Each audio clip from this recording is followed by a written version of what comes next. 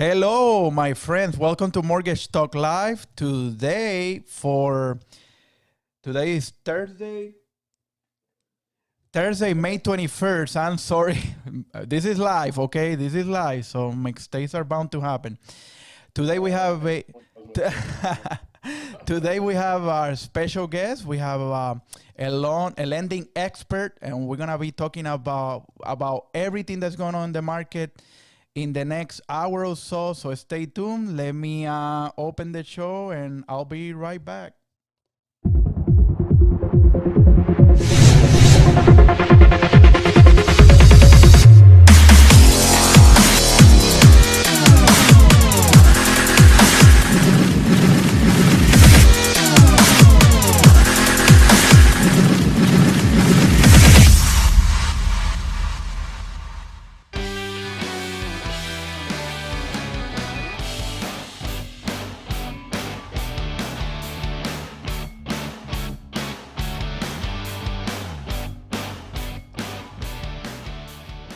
Welcome to Moreflix. And what's Moreflix? Like Netflix, but for mortgage and real estate. One application, one touch of the button, and it goes to about 15 applications: Roku, Apple TV, Fire TV, iTunes Video. We don't only send audio, but we send video.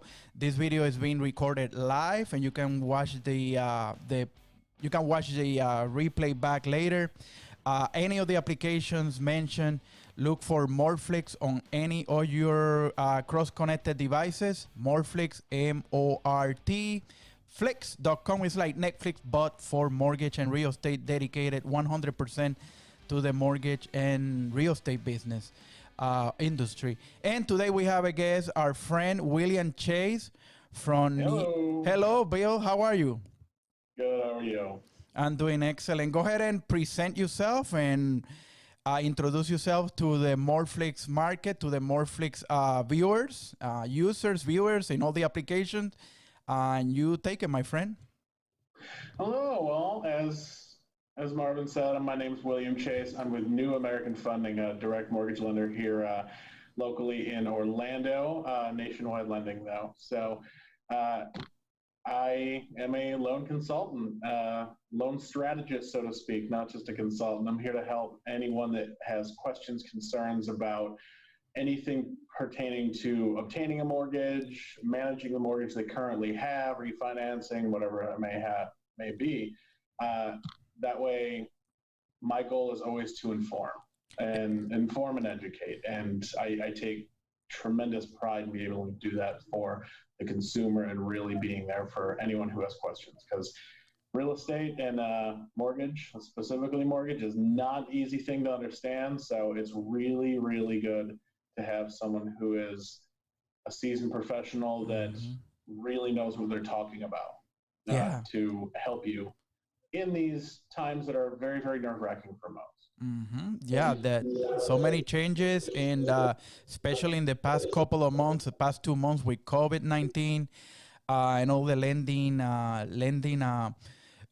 would say pulling back from where it was a couple of months ago, at the end of last year, where everything was going fine, everything was, you'd be able to do loans a little bit more flexible, more relaxed, and now. Because of the situation with the market, lenders are saying, well, now I don't want you with a 620. Now I want you with a 660 or 680. And you really need people that understand the market, that understand how to properly approve you, properly get your loan from, when you talk to the loan officer at the beginning to the closing table. And William, tell me about your background. What have you been doing for the past? I know we met years ago, 7, 8 years ago at my office. A long time ago. That's when we obviously I met you and saw that you were doing mortgages. But go ahead and tell me your background, or what you did before mortgages, or have you ever been doing mortgages? What do you tell me? Tell me about your background. Yeah, you're correct, man. It has been a few years, hasn't it, been, Marvin? I Yeah. can't believe Yeah, I the think it was time I've like been in the mortgage eight, business nine has years, flown by. 7, 8 years ago, something like that. Yeah. Yeah, yeah, it's flown by. It Uh-huh. really has. Prior to that, believe it or not, I was a chef, You were a chef. and Oh, awesome. yeah. I ran high-end hotel kitchens and high-end kitchens for about 15 years of my life, and have multiple degrees in culinary arts, and actually I was a teacher for a while as well in that same scope. Really? Uh, but a lot of what helps me do what I do today is thanks to that industry. It's always kept me humble, as well as always given me that strength and striving to serve the customer the best way I can. And it just translated over to mortgages so seamlessly for me that Hmm. it's just caring about people is so important. And there's less and less people out there that do now, that I absolutely just have been able to set myself apart just by being a kind eye that listens there, or kind ear that listens, and just really gives people an understanding. Correct. So Yeah, trying to so your transition was pretty internal customer service, treating the mm, client well, with respect, giving the best quality service. Obviously, because of food, if you don't do less than good quality or excellent quality, people are gonna get sick, or people are gonna just not gonna go back to your restaurant, or people are just bye. You said you're done. So yeah, you it's I see where it's a great transition. And yeah. and how was the first couple of years you regarding learning the mortgage? Because you didn't know anything about it. You didn't know about anything about a DU or a VOE or verbal verification employment. And here on this network, we try to speak normal, because people are gonna see it on the apps, and Mm-hmm. they're not gonna know what a DU is. DU is a desktop underwriter. Mm-hmm. That is our system, the system that Fannie Mae uses to be able to give you an approval or a pre-approval Mm-hmm. suggestion type of thing, so the underwriter can go based on that. Obviously, the underwriter has to review that. So that's what I do. So that way, for the people that doesn't is not in the mortgage industry or real estate, they know, watching this, they know, oh, what is a DU? DU is desktop underwriter, the automated underwriting system for Fannie Mae. The us here in the front end, the loan originators utilize to give you the best, give you a pre-approval or a full pre-qualification up front. So you didn't know anything about that, and then you transitioned from the culinary, the food industry, to the mortgage industry. And how was that transition in regards to, well, you gotta close loans, Yeah. you gotta make the money. How was that transition for you? The first couple of years as a loan officer, as most loan officers will agree on this, the first couple of years of getting into the business are really rocky. There, Mm-hmm. and real estate agents will agree with this too. It's tough for the first couple of years. You got to build a name for yourself. You got to build a reputation, and it's not something that's easy work. But my former experience as a chef, I've always had a hard work ethic, and people may be smarter than me from time to time. Mm-hmm. People may be able to do something better than I can here and there, but they will never outwork me. And I have proven facts of that. I ran my first kitchen at 24, and when you are in the restaurant business, you don't start running kitchens until you're 28, 30, Mm-hmm. in that range. And I was just a kid doing what I was doing, and I working in that high end hotel restaurant zone. Yeah. Perfection is expected 100% of the time. Mm-hmm. So it translated over into mortgage. I don't know how I found myself into mortgage, to be honest, because very few people grow up thinking I'm going to be a mortgage loan officer. Well, You know. I can really tell you my story, how I got involved. I do it really quick. Back in the 90s, I got my real estate license in 1997. So I pretty much I was a realtor. Well, I am a realtor, although I don't show houses. I don't practice it. Mm. But back in 2002, I got my uncle and my aunt pre-qualified to look for a home. So we started looking for homes. We got a home a couple of weeks later, almost a month later. They found their home that they liked. Was in BVL, Buenaventura Lakes here in South Orlando. And then we went through the mortgage. We went through everything, and we got close. Then I got my commission as a realtor, and my commission was like, I think it was 160,000, if I remember. $150,000 purchase. My commission was less than $2,000 after my broker cost his cut.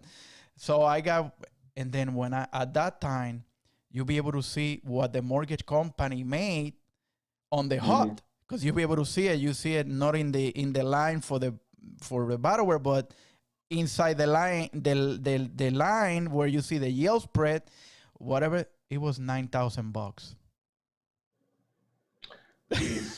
That's definitely not a world we live in anymore. No, it's not. Trust me, it's not. But at that moment, I said, I'm in the wrong business. I'm here burning rubber, wasting gas. And this lady, because he was a female loan officer, sitting in her office, doing the mortgage. Yeah, I'm not going to put a number. I'm not going to put a figure on her job. But I said, wow, she made almost $9,000 between processing fee and yield spread. And I'm here dealing with my aunt. She's picky as hell. And it took me almost a month to find a home. And I'm making less than $2,000. So at that moment, I went and I switched. And I opened, at that moment, you could open retail lenders or correspondent lenders had net branches, retail branches or net branches.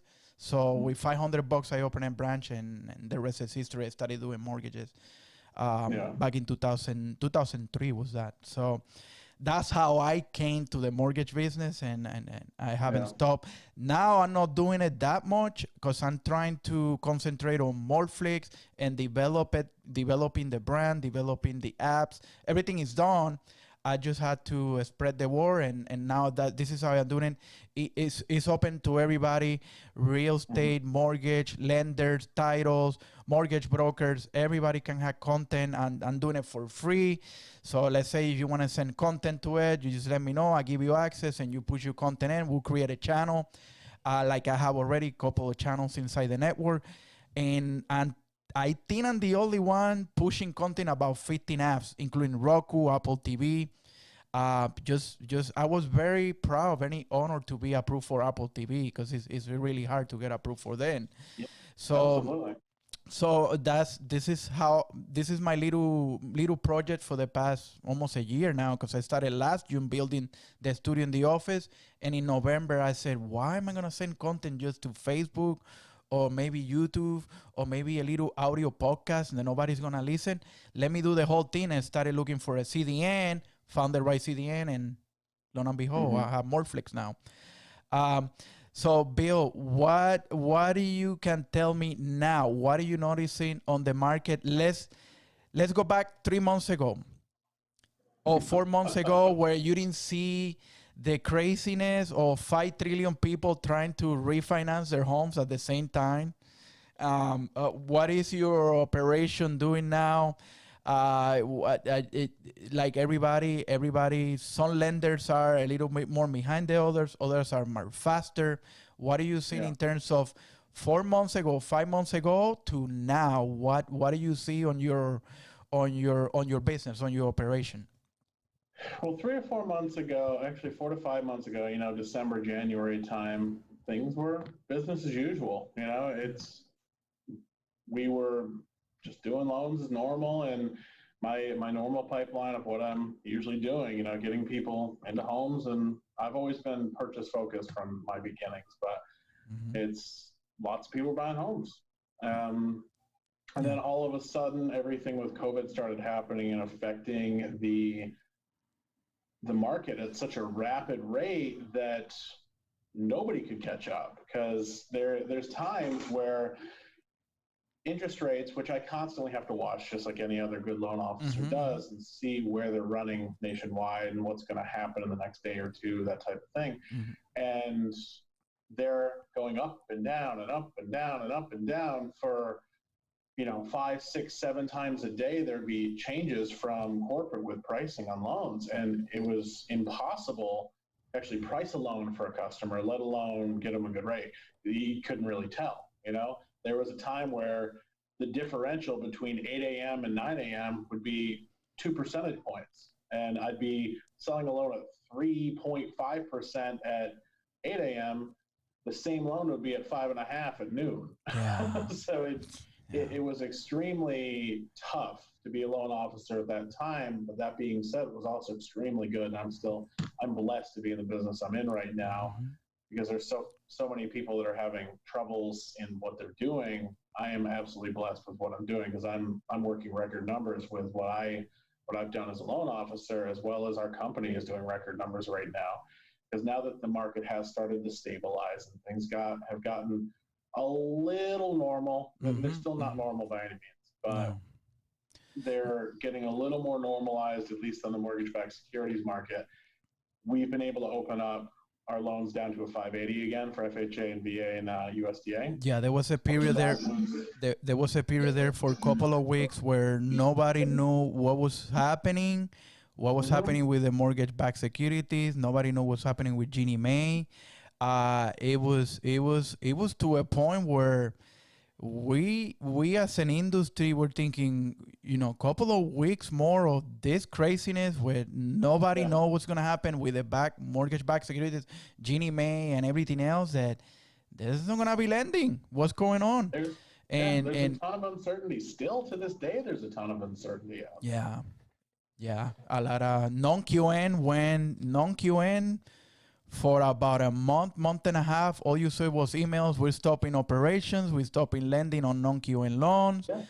And little by little, I see now people like Angel Oaks, Proud, people like that are coming with different names for programs, and their LTV is different and their rate score is different, but they're little by little, they're coming, and hopefully by summer or end of summer, we can fully stabilize it and get some rhythm going, and maybe have lenders drop their minimum requirements again, but it was crazy. Those non-QM products, which non-QM, for the people that aren't in the mortgage business, non-QM are loans that don't fit into the standard bucket. They don't fit into the standard Fannie Mae, Freddie Mac, and FHA, VA loans that most people have, because let's say you're self-employed, yet you had a lot of losses 1 year on your business, but your bank statements show that you make plenty of money to be able to repay the loan. You can get a bank statement loan for that, but Fannie Mae and Freddie Mac will not be able to do that on the back end of the loan. So with a non-QM, it has to be a private investor, essentially.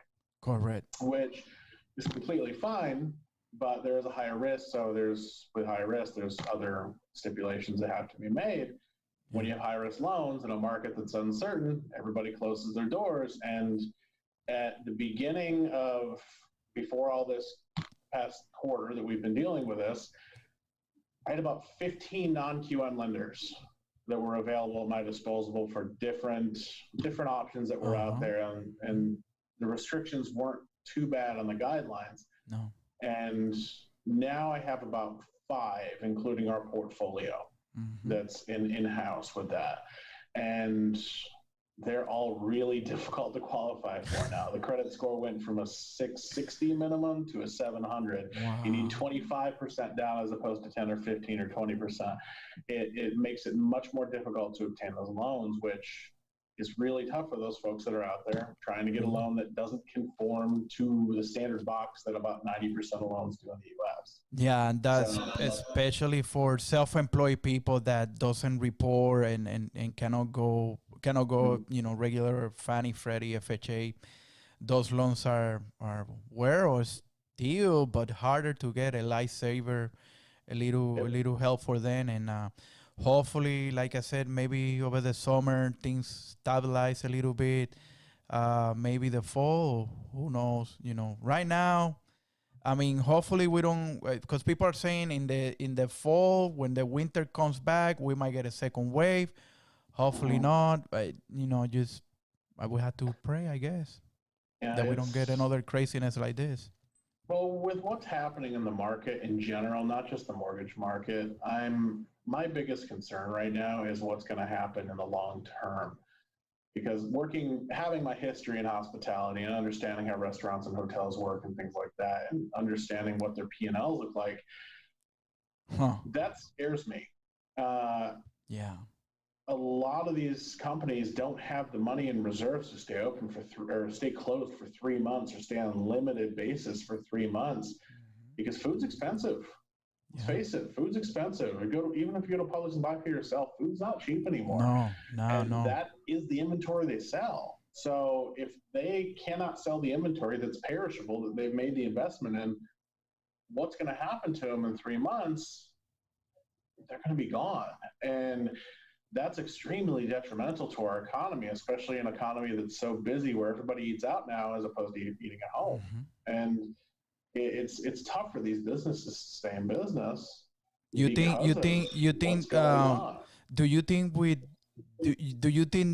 you think that being quarantined in a house for a month and a half, 2 months maybe, that's gonna change where people are not gonna eat out, or is it gonna be the V-shaped thing where no, I stayed in the house for a month and a half, now I gotta go out and eat and eat and eat and eat.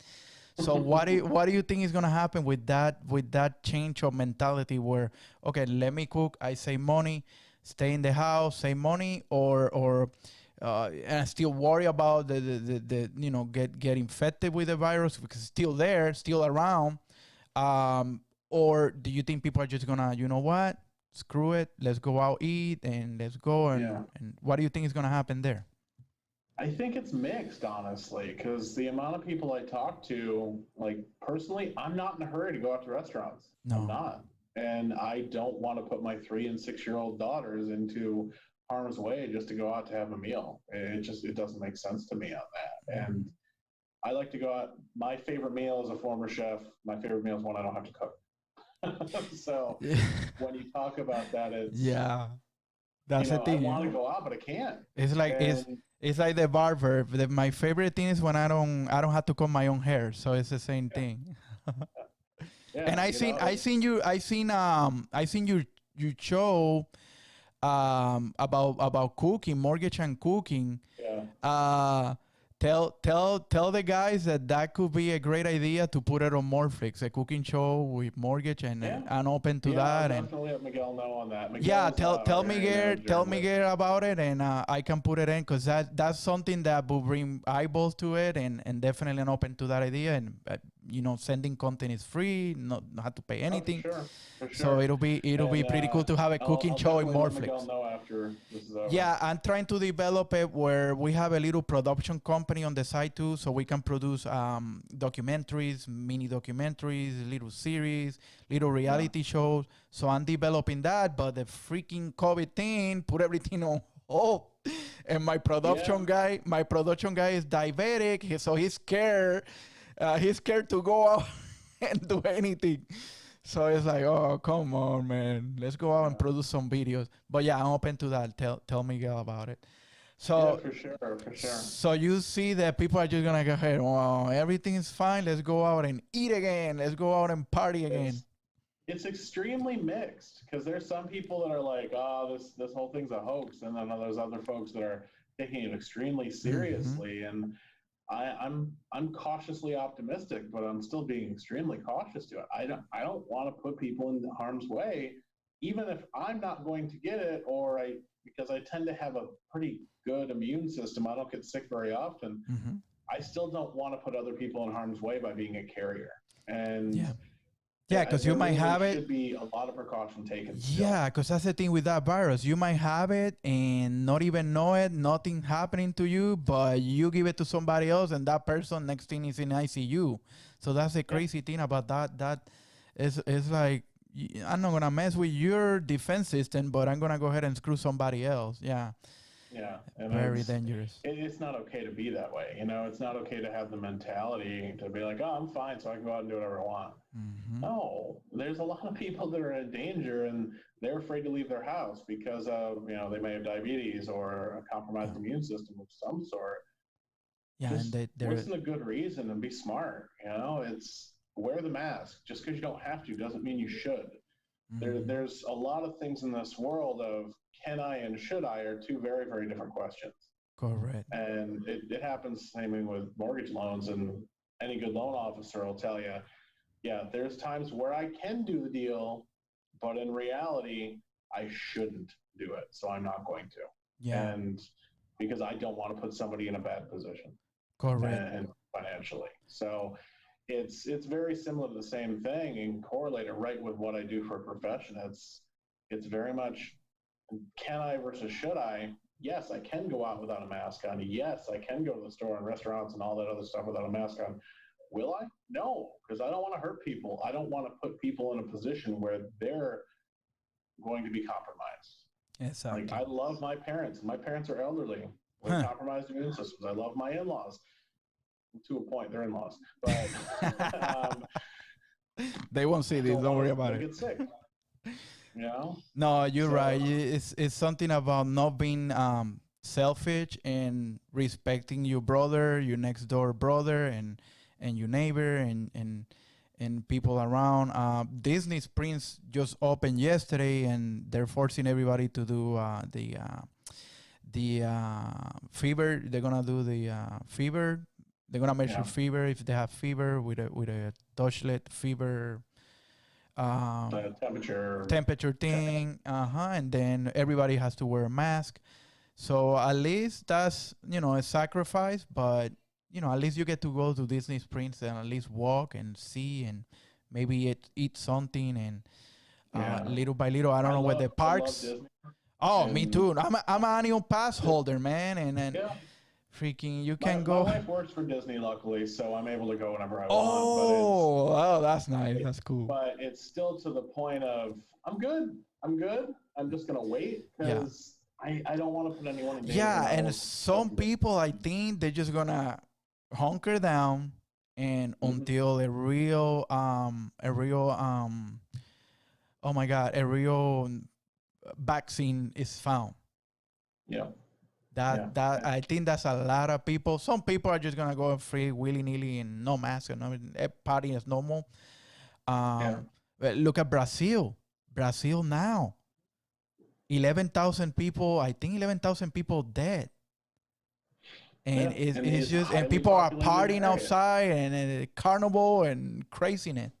So, Yeah, oh my God. and with the highly populated areas like that, it's happening Mhm. everywhere. It's not just here. And even from what I'm reading, China's starting to have a second wave, which means we're just a couple months away from that. Oh, And yeah, because we're a couple of months behind then. Yeah. So, yeah, yeah. So I don't, I guess from all politics aside and all that, looking at it from that point of view, Mhm. can't really have a second wave if the first one never went away. I guess, Yeah, that you're and right. it taking proper precautions is always, always, always should be taken care of. It's just part of life. Is this is our new normal, and I hate that terminology with a passion, but it is our new normal. Yeah. And this is things that this is adversity we got to deal with probably for the next 2 years because history shows that pandemics last about 2 years Hmm. fully. So we're gonna be doing this for about 2 years before I can start shaking people's hands again happily without having to worry about catching something Yeah. and everything else. Because vaccines take time to build, and no Hmm. matter how much you try to hurry science, science happens at its own time. Yeah, because the thing with vaccines is, I mean, I take it might help me, but if you take it might do something to you. So Yeah. that's why they gotta go to a bunch of trials with different people, Mm-hmm. different blood types, Yep. different ethnicities, different. So that's why it takes us such a long time to develop a good, really good vaccine. But the good thing Exactly. about this situation with coronavirus right now is a lot of companies, a lot of research, a lot of institutes, a lot of hospitals. They're doing the best research possible to find a good vaccine. So hopefully they Yeah. say in end of this year, beginning of next one. So who knows? Yeah. What do you see in the next 3 months for our industry, for the mortgage lending industry? I think it'll be interesting, to say the least. To be a real estate agent right now Do you is think? tough. Do you think that we do you think that we ever see rates below 2%? Or is that crazy? It's hard to tell because I'm writing loans in the twos right now for certain types of loans and certain types of borrowers, but Mm-hmm. I I don't know. You know that there's so much unknown to it, and if I had a crystal ball, you know, I'd be able to tell you, but I don't think anyone really knows what's going to happen because I also didn't think last year in January I'd be writing loans in the 5 and 6 range for conforming loans again Mm-hmm. because it's been that long, and I did, you Yeah. know, and that's what created this boom essentially of refinances. The Yeah. people that have bought their home in less than 5 years have paid mostly in interest on it, and it makes sense to refinance. If you're 18 years into a loan, why refinance? You paid most of your interest by that point. Yeah. So What I looking read at it, is yeah. on a typical average, and I think I read this from I heard this from Barry Habib. Mhm. On a typical year, you have about good year about 3 trillion, 2.5, 3 trillions Yeah. on refinances and stuff like that on a good year. Mhm. And what he was saying is that beginning of this year, with all this crazy low rates thing, you have almost $5 trillion in refinances in about a month and a half, Yeah. 2 months. Yeah, So and that's mortgage that. companies are bursting at the seams. Doesn't matter Yeah, which one they are, yeah. from the You heard largest some bank to the people smallest 30 days broker. in underwriting, 2 weeks, 4 weeks, a month in on the month and a half in underwriting. Yeah, especially lenders. We use Carrington. Carrington is like really way behind because they take 580 stuff, and they Yeah. take the crazy loans, and the underwriter is like crazy. So that's what really happened on this market, and it got all these lenders really overwhelmed, and which Yeah. is good. It's a lot of business that you have 2 trillion, 2 trillion and a half bucks that you weren't expecting, but you have the staffing to do what 2 trillion, trillion and a Yeah. half, two Yeah. trillion, and now you get 2, 3 more on top, and that's because everybody's busy. Wholesale, And retail, yeah, everybody's. exactly. It's crazy. Exactly. I give thanks for my ops team, honestly, because our turn times are still two Good. days to underwriting approval. I'm still closing some loans on rushes that are good to go. Purchases will always take precedence over refinances, and Yeah. the reason why I explain that very heavily is purchases always take precedence Because you is have a because contract. Yeah. refis you don't have that timetable. No. You don't have ways that you can lose money, deposits and inspections, appraisals, et cetera, et cetera.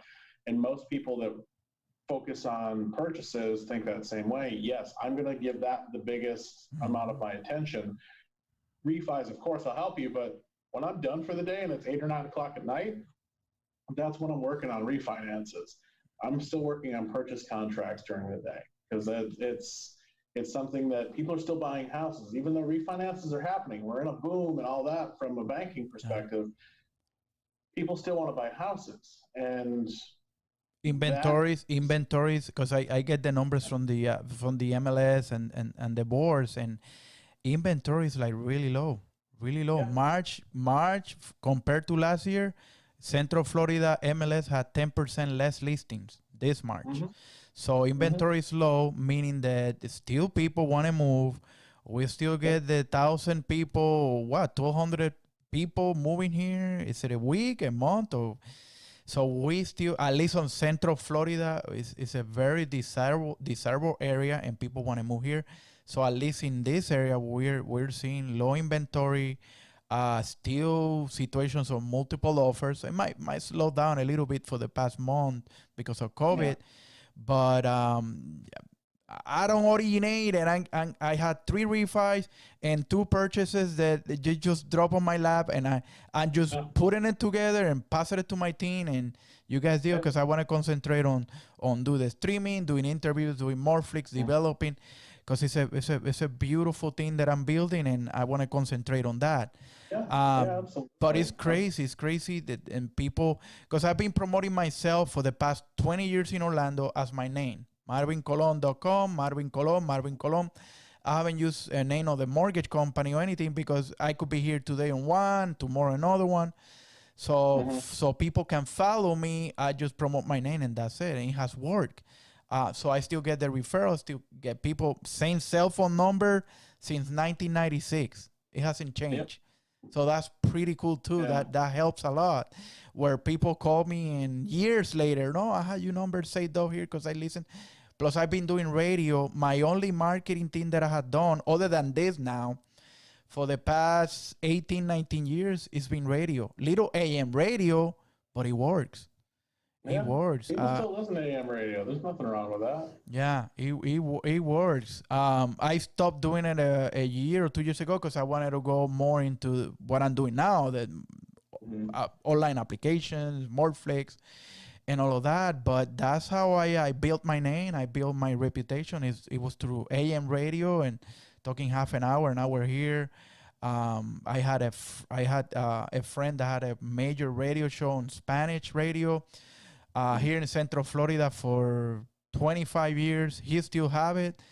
But that helps, and people listen to you. I see you that you put content in. You do the Facebook, you do the Instagram. How is social media working for you? Are you getting any business? How is that working for you? I treat social media very much as a virtual handshake that'll lead to a warm handshake. When you market on social media, I don't expect much business to come directly from social media. It correlates with social media. And gotcha. That's the expectation a lot of folks don't understand about social media is it's great. It's great to get eyeballs on you. It's great to get people knowing who you are and get your brand awareness. But from a real estate and lending perspective, you really don't get that much conversion straight from social media. It has to be nurtured and it has to be built. And like I do every Wednesday night, I do real estate trivia, or for realtors, I call it Battle of the Brokerages. It's just a fun thing I started because I was bored out of my mind sitting at home. You know? Yeah, because you do it you do it for realtors, and that realtor in turns will, you do mortgages. I'll give you a lead, or I give you a client, so you can work. Yeah, exactly. It makes sense. So that could be more of the regular retail lead that you might get from social media, which personally, same thing as you, is probably it's more of branding, I guess. Yeah. And just being there present, but I think our leads come from obviously realtors, radio. And just building relationships. And I think doing something like the trivia show that I do, like I said, it's just fun. I don't really expect much out of it, and I say right on it, this is not a sales pitch because it's not. It really isn't. Were you doing mixers, networking mixers, or is that something that you stayed away from? I'm not a heavy drinker. I still go to them. I still meet people. I go to networking events because that's part of the job. That's part of what we do as lenders. But I never really invested heavily. I don't go to 5 mixers a week. I might go to 2 or 3 a month, and I'll go to meet people and get my name out there, and of course do all that, and also do events and community events and things like that, because that's just a way to get my name out there. But it's a different way, and anyone that works in sales, whether it be real estate, lending, heck, widgets, whatever it may be, you want people to see your product and see who you are. And people want to do business with people they know, like, and trust. So if you can build 1, 2, or all 3 of those things on social media, why not do it? And my goal is always to build as much trust as I can with people, because I'm an honest guy. I've always been an honest guy. If I think you're a piece of garbage, I'm gonna tell you a piece of garbage. I don't think many people are a piece of garbage, but it is what it is. Some maybe.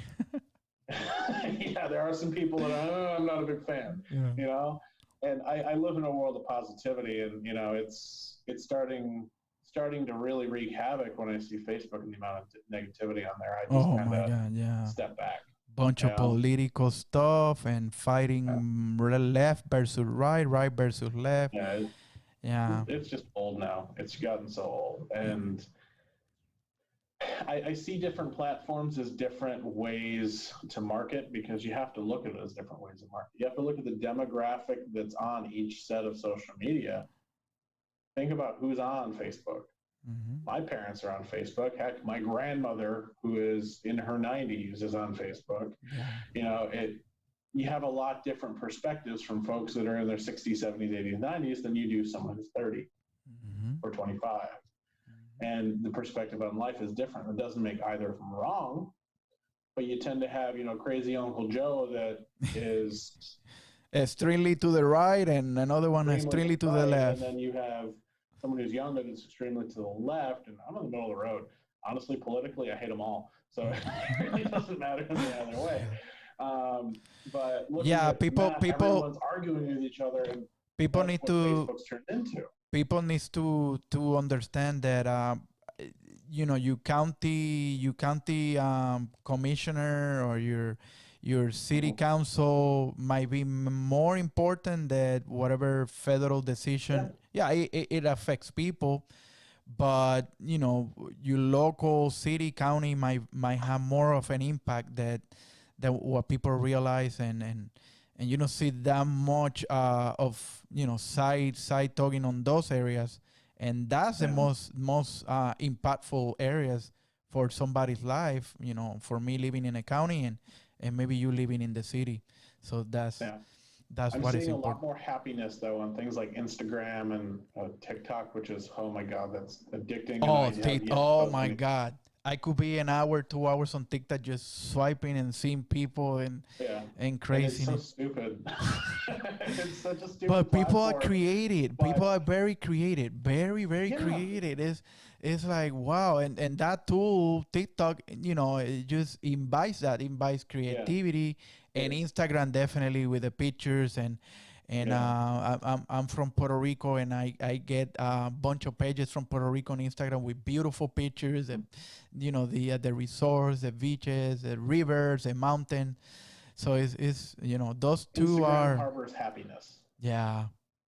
You feel it, but then you switch to Facebook, and oh my God, that's the fighting. Forget about Twitter.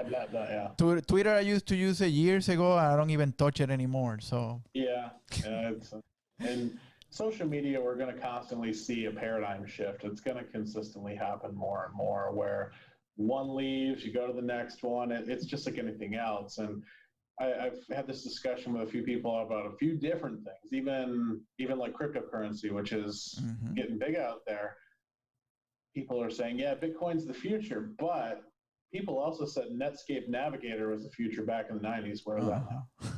So it's hard to really make the decision of what really is the next big thing that's going to happen, because Facebook is dominating right now in social media still.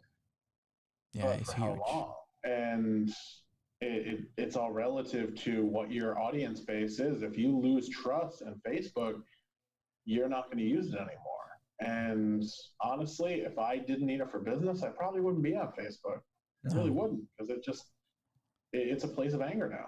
And it's a lot of advertisements and just throwing business out there, which it's good for my business side, but personally, I don't really pay attention to much of it anymore. And partially because of what I do for a living, but also partially just because I don't care to really hear what drunk Uncle Joe has to say about Donald Trump, or Joe Biden. My niece or nephew that's in their 20s that is complaining about drunk Uncle Joe and how much Bernie Sanders is better than the other. I don't care. I just don't care.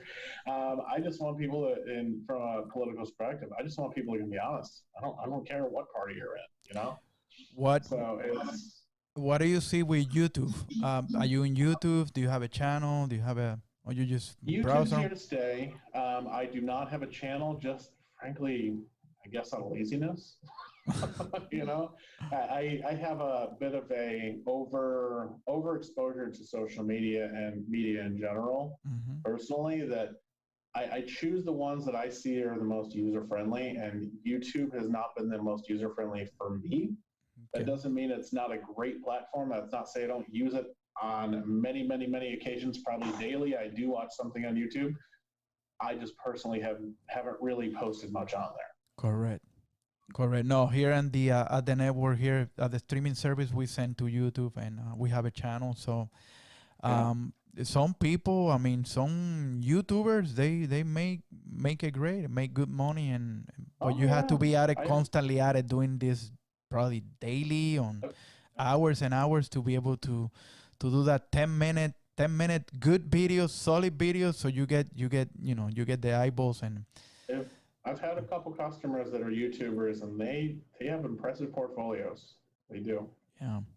And due to this, so for me, I'm not saying YouTube's a bad platform. YouTube is not going anywhere, because when we look at it, you can't do the same production on any other platform than you can on YouTube. That's why everybody leans on YouTube to produce videos the way that we do, because they give that away for free. And it's back in the early 90s, if you had a production even for a simple video like we do now, it would cost you thousands.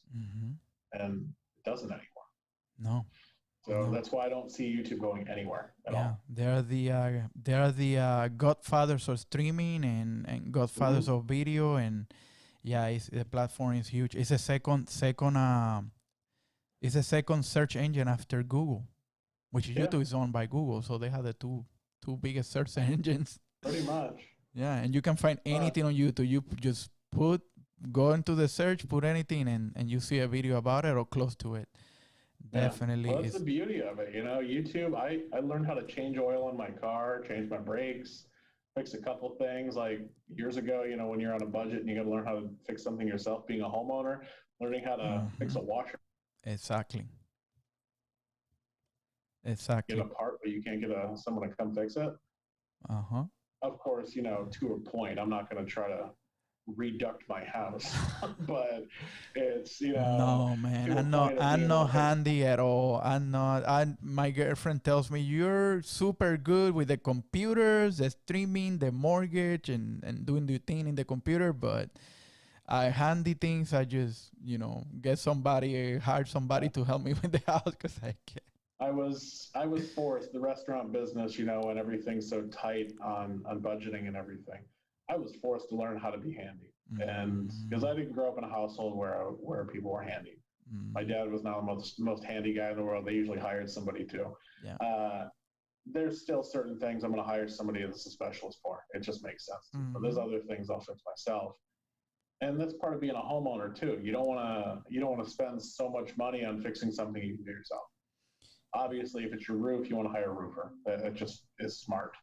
But like, if you have to change a downspout, you go to Home Depot, you buy it and change it out, but you got to learn how to do it properly. That type of thing. So it's all relative to it, of course,